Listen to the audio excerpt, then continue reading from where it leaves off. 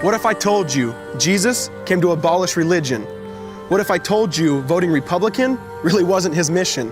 What if I told you Republican doesn't automatically mean Christian, and just because you call some people blind doesn't automatically give you vision? I mean, if religion is so great, why has it started so many wars? Why does it build huge churches but fails to feed the poor? Tell single moms God doesn't love them if they've ever had a divorce, but in the Old Testament, God actually calls religious people whores. Religion might preach grace, but another thing they practice, tend to ridicule God's people. They did it to John the Baptist. They can't fix their problems, and so they just mask it, not realizing religion's like spraying perfume on a casket. See, the problem with religion is it never gets to the core. It's just behavior modification, like a long list of chores.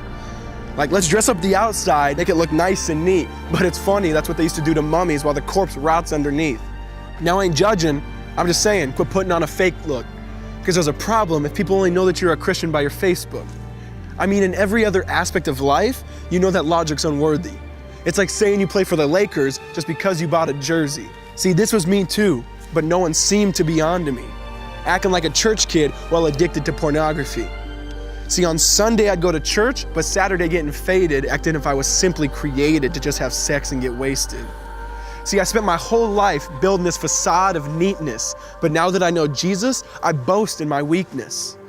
Because if grace is water, then the church should be an ocean. It's not a museum for good people, it's a hospital for the broken. Which means I don't have to hide my failure, I don't have to hide my sin. Because it doesn't depend on me, it depends on Him. See, because when I was God's enemy, and certainly not a fan, He looked down and said, I want that man. Which is why Jesus hated religion, and for it He called them fools. Don't you see so much better than just following some rules? Now let me clarify. I love the church, I love the Bible, and yes, I believe in sin. But if Jesus came to your church, would they actually let Him in? See, remember He was called a glutton and a drunkard by religious men. But the Son of God never supports self-righteousness, not now, not then. Now back to the point, one thing is vital to mention, how Jesus and religion are on opposite spectrums. See, one's the work of God, but one's a man-made invention. See, one is the cure, but the other's the infection. See, because religion says do, Jesus says done. Religion says slave, Jesus says son. Religion puts you in bondage, while Jesus sets you free. Religion makes you blind, but Jesus makes you see. And that's why religion and Jesus are two different clans. Religion is man searching for God. Christianity is God searching for man. Which is why salvation is freely mine, and forgiveness is my own. Not based on my merits, but Jesus' obedience alone.